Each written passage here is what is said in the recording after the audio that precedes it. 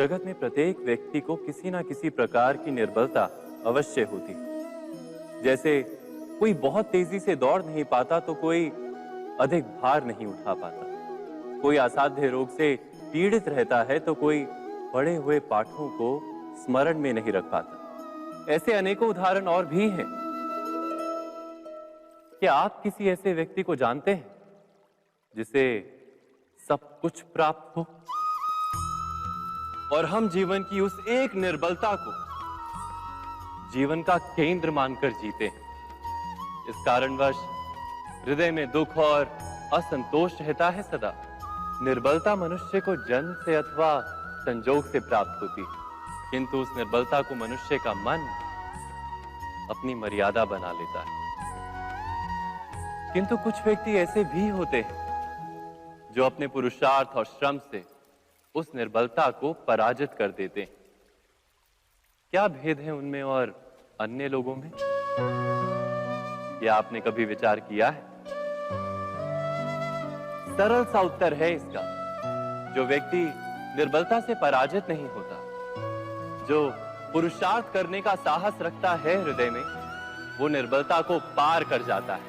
अर्थात निर्बलता अवश्य ईश्वर देता है, किंतु मर्यादा मनुष्य का मन ही निर्मित करता है। स्वयं विचार कीजिए।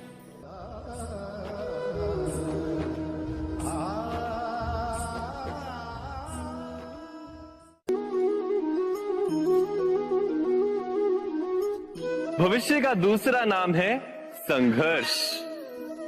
हृदय में आज इच्छा होती है और यदि पूर्ण नहीं हो पाती तो हृदय भविष्य की योजना बनाता है।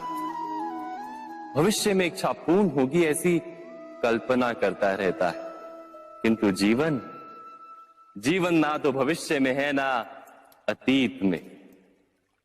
जीवन तो इस क्षण का नाम, अर्थात इस क्षण का अनुभव ही जीवन का अनुभव। पर हम ये जानते हुए भी इतना सा सत्य समझ नहीं पाते। या तो हम बीते हुए समय के स्मरणों को घेर कर बैठे रहते हैं, या फिर आने वाले समय के लिए हम योजनाएं बनाते रहते हैं और जीवन जीवन बीत जाता है। एक सत्य यदि हम हृदय में उतार लें कि ना हम भविष्य देख सकते हैं, ना ही भविष्य निर्मित कर सकते हैं, हम तो केवल धैर्य और साहस के साथ भविष्य को आलिंगन दे सकते हैं, स्वागत कर सकते हैं भविष्य का। तो क्या जीवन का हर पल जीवन से नहीं भर जाएगा? स्वयं विचार कीजिए।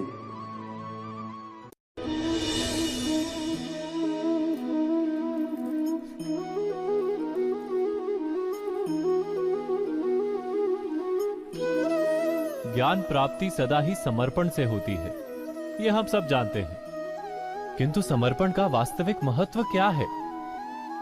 क्या हमने कभी विचार किया? मनुष्य का मन सदा ही ज्ञान प्राप्ति में विभिन्न बाधाओं को उत्पन्न करता है।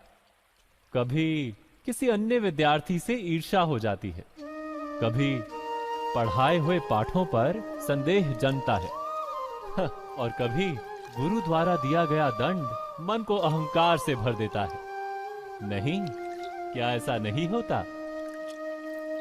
न जाने कैसे कैसे विचार मन को भटकाते हैं और मन की इसी अयोग्य स्थिति के कारण हम ज्ञान प्राप्त नहीं कर पाते। मन की योग्य स्थिति केवल समर्पण से निर्मित होती है।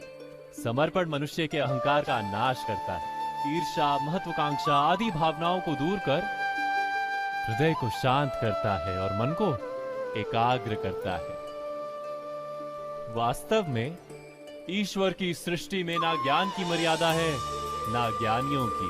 गुरु दत्तात्रेय ने तो गाय और श्वान से भी ज्ञान प्राप्त कर लिया था। अर्थात विषय ब्रह्म ज्ञान का हो या जीवन के ज्ञान का या गुरुकुल में प्राप्त होने वाले ज्ञान का, उसकी प्राप्ति के लिए गुरु से अधिक महत्व है उस गुरु के प्रति हमारा समर्पण। क्या ये सत्य नहीं?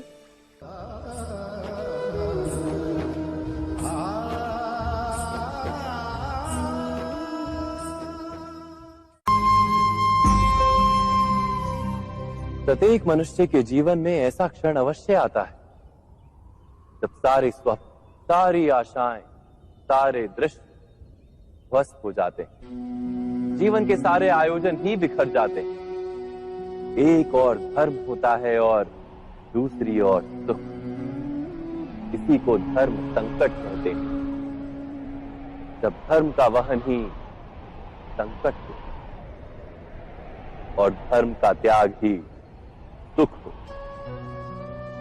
विचार कीजिए, कभी किसी स्वजन के विरुद्ध सत्य बोलने का अवसर प्राप्त हो जाता है, कभी ठीक दरिद्रता के समय सरलता से चोरी करने का मार्ग प्राप्त हो जाता है, कभी किसी शक्तिशाली राजनेता या राजा के कर्मचारी का अधर्म प्रकट हो जाता है।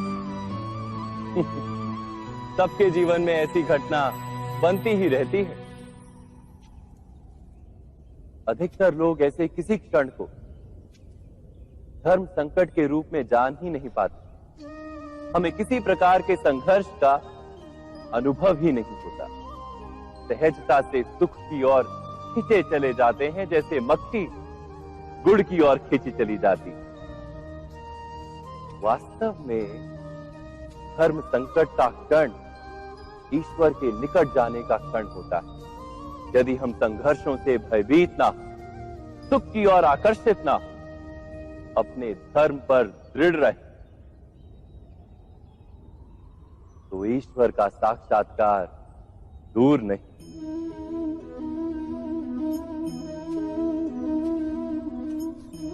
पवन से युद्ध करने वाला पत्ता यदि पेड़ से गिरता है तो भी आकाश की ओर उठता है। पवन से झुकने वाली घास वहीं भूमि पर रह जाती। अर्थात धर्म संकट से यदि हम संकट को ही टाल दें तो सुख तो मिलता है, जीवन बढ़ता है, किंतु क्या चरित्र नहीं टूटता? क्या आत्मा दरिद्र नहीं हो जाती? क्या ईश्वर से अंतर नहीं हो जाता? स्वयं विचार कीजिए। दो व्यक्ति जब निकट आते हैं तो एक दूसरे के लिए सीमाएं और मर्यादाएं निर्मित करने का प्रयत्न अवश्य करते हैं। हम यदि सारे संबंधों पर विचार करें तो देखेंगे कि इन सारे संबंधों का आधार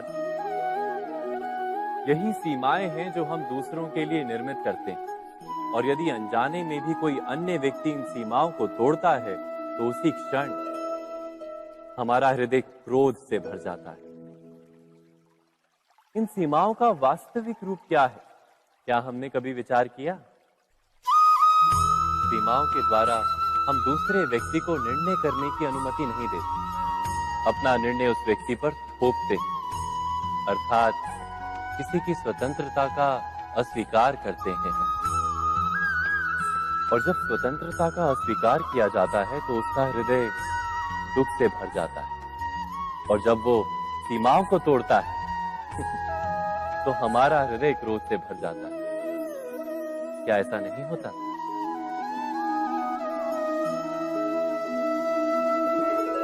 पर यदि एक दूसरे की स्वतंत्रता का सम्मान किया जाए तो किसी मर्यादाओं या सीमाओं की आवश्यकता ही नहीं होती।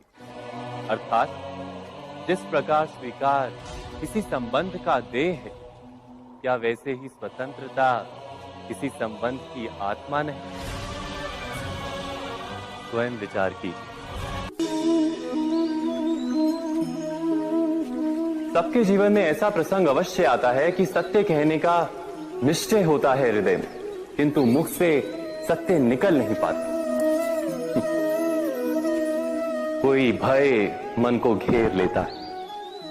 किसी घटना अथवा प्रसंग के बारे में बात करना या फिर स्वयं से कोई भूल हो जाए उसके बारे में कुछ बोलना, क्या ये सत्य है? नहीं, ये तो केवल तथ्य है। अर्थात जैसा हुआ था वैसा केवल बोल देना सामान्य सी बात।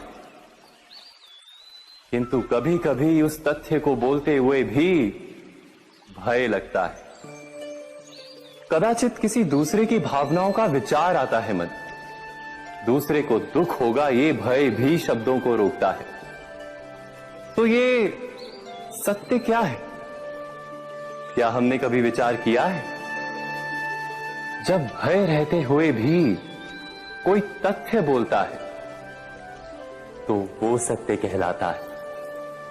वास्तव में सत्य कुछ और नहीं, केवल निर्भयता का दूसरा नाम है। और निर्भय होने का कोई समय नहीं होता, क्योंकि निर्भयता आत्मा का स्वभाव है। अर्थात क्या प्रत्येक क्षण सत्य बोलने का क्षण नहीं होता?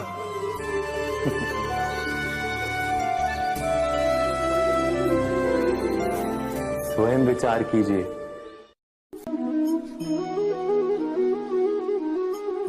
श्रेष्ठता का क्या अर्थ है? श्रेष्ठता का अर्थ है दूसरों से अधिक ज्ञान प्राप्त करना। अर्थात मूल्य इस बात का नहीं कि स्वयं कितना ज्ञान प्राप्त किया, मूल्य इस बात का है कि प्राप्त किया हुआ ज्ञान अन्य लोगों से कितना अधिक है। अर्थात श्रेष्ठता की इच्छा ज्ञान प्राप्ति को भी एक स्पर्धा बना देती है। और स्पर्धा में विजय अंतिम कब होती है?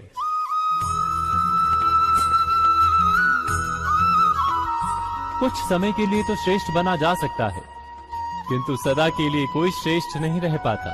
फिर वही असंतोष, पीड़ा और संघर्ष जन्म लेता है। किंतु श्रेष्ठ बनने के बदले यदि उत्तम बनने का प्रयत्न करें तो क्या होगा?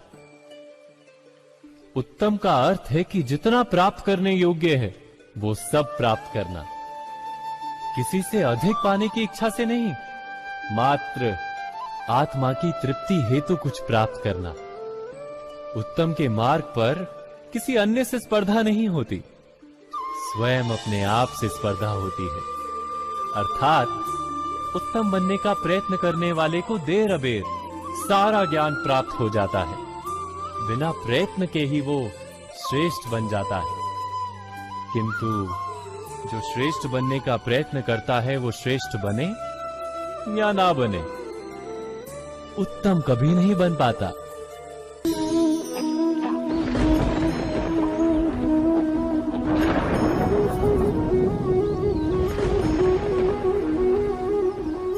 सपनों और पूर्वाभासों के आधार पर हम भविष्य के सुख दुख की कल्पना करते हैं।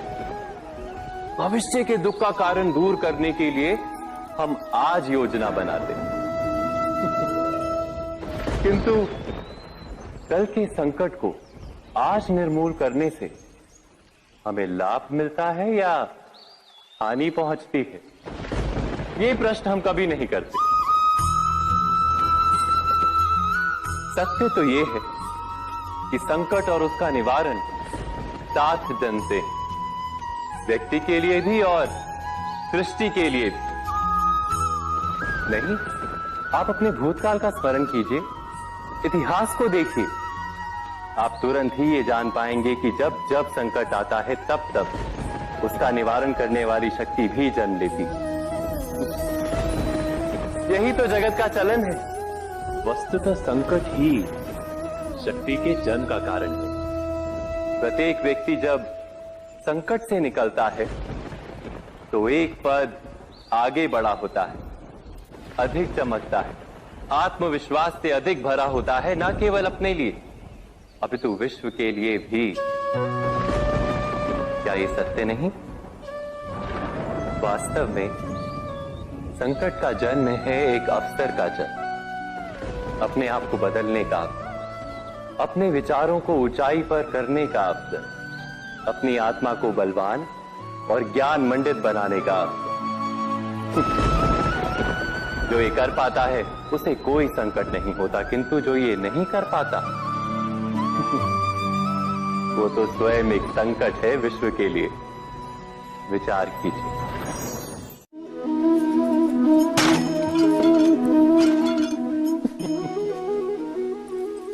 कभी कभी कोई घटना मनुष्य के जीवन की सारी योजनाओं को तोड़ देती और मनुष्य उस आघात को अपने जीवन का केंद्र मान लेता। पर क्या भविष्य मनुष्य की योजनाओं के आधार पर निर्मित होते हैं? नहीं। जिस प्रकार किसी ऊंचे पर्वत पर सर्वप्रथम चढ़ने वाला उस पर्वत की तलाई में बैठकर जो योजना बनाता है, क्या वही योजना उसे उस पर्वत की चोटी तक पहुंचाती है? नहीं। वास्तव में वो जैसे जैसे ऊपर चढ़ता है वैसे वैसे उसे नई नई चुनौतियां, नई नई विडंबनाएं, नए नए अवरोध मिलते हैं। प्रत्येक पद पर वो अपने अगले पद का निर्णय करता है। प्रत्येक पद पर उसे अपनी योजनाओं को बदलना पड़ता है। कहीं पुरानी योजना उसे खाई में ना ढकेल दे। वो पर्वत को अपने योग्य नहीं बना पाता, केवल स्वयं को पर्वत के योग्य बना सकता है। क्या जीवन के साथ भी ऐसा ही नहीं? जब मनुष्य जीवन में किसी एक चुनौती को, एक अवरोध को अपने जीवन का केंद्र मान लेता है, अपने जीवन की गति को ही रोक देता है, तो वो अपने जीवन में सफल नहीं बन पाता और ना ही सुख और शांति प्राप्त कर पाता। अर्थात जीवन को अपने योग्य बनाने के बदले स्वयं अपने को जीवन के योग्य बनाना ही सफलता और सुख का एकमात्र मार्ग नहीं। स्वयं विचार कीजिए।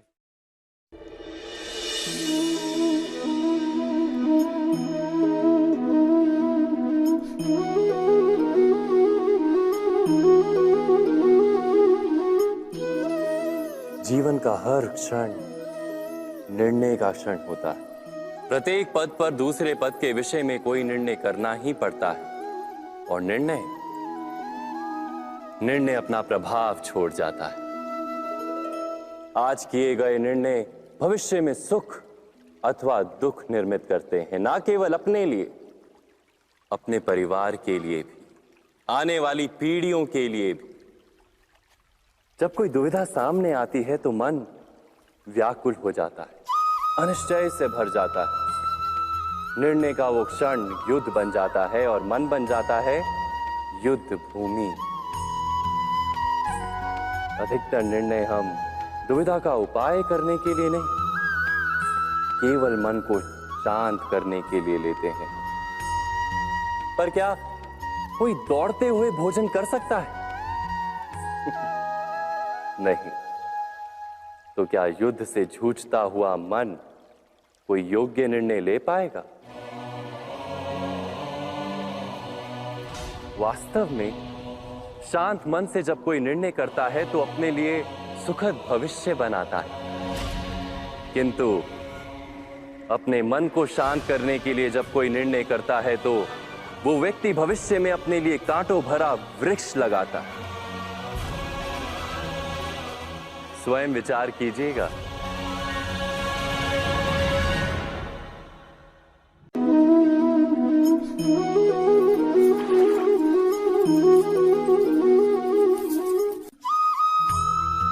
जीवन में आने वाले संघर्षों के लिए जब मनुष्य स्वयं को योग्य नहीं मानता, जब उसे अपने ही बल पर विश्वास नहीं रहता, तब वो सद्गुणों को त्याग कर दुर्गुणों को अपनाता है।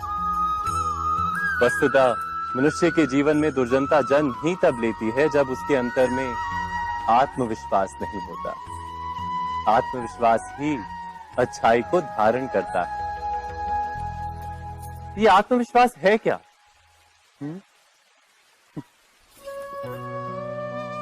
जब मनुष्य ये मानता है कि जीवन का संघर्ष उसे दुर्बल बनाता है, तो उसे अपने ऊपर विश्वास नहीं रहता।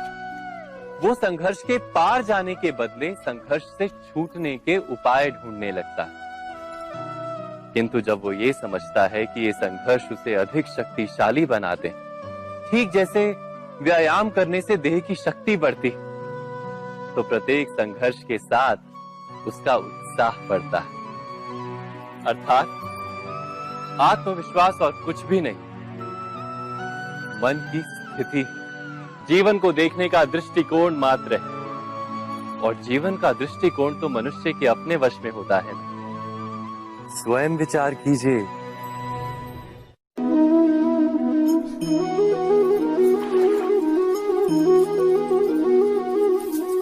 पिता सदा ही अपने संतान के सुख की कामना करते हैं, उनके भविष्य की चिंता करते रहते हैं। इसी कारणवश सदा ही अपने संतानों के भविष्य का मार्ग स्वयं निश्चित करने का प्रयत्न करते रहते हैं। जिस मार्ग पर पिता स्वयं चला है, जिस मार्ग के कंकर पत्थर को स्वयं देखा है, मार्ग की छाया, मार्ग की धूप को स्वयं जाना है, उसी मार्ग पर उसका पुत्र भी चले, यही इच्छा रहती है हर पिता की। निस्संदेह उत्तम भावना है ये, किंतु 3 प्रश्नों के ऊपर विचार करना हम भूल ही जाते हैं। कौन से प्रश्न? प्रथम प्रश्न, क्या समय के साथ प्रत्येक मार्ग बदल नहीं जाते? क्या समय सदा ही नई चुनौतियों को लेकर नहीं आता? तो फिर बीते हुए समय के अनुभव नई पीढ़ी को किस प्रकार लाभ दे सकते हैं? दूसरा प्रश्न, क्या प्रत्येक संतान अपने माता पिता की छवि होता है? हाँ, संतानों को संस्कार तो अवश्य माता पिता देते हैं, किंतु भीतर की क्षमता तो ईश्वर देते हैं। तो जिस मार्ग पर पिता को सफलता मिली है, विश्वास है कि उसी मार्ग पर उसकी संतानों को भी सफलता और सुख प्राप्त होगा। तीसरा प्रश्न, क्या जीवन के संघर्ष और चुनौतियां लाभकारी नहीं होती? क्या प्रत्येक नया प्रश्न एक नए उत्तर का द्वार नहीं खोलता? तो फिर संतानों को नए नए प्रश्नों, संघर्षों और चुनौतियों से दूर रखना, ये उनके लिए लाभ करना कहलाएगा या हानि पहुंचाना? अर्थात जिस प्रकार संतान के भविष्य का निर्माण करने के बदले उसके चरित्र का निर्माण करना श्रेष्ठ है, वैसे ही संतानों के जीवन का मार्ग निश्चित करने के बदले उन्हें नए संघर्षों के साथ जूझने के लिए मनोबल व ज्ञान देना अधिक लाभदायक नहीं होगा?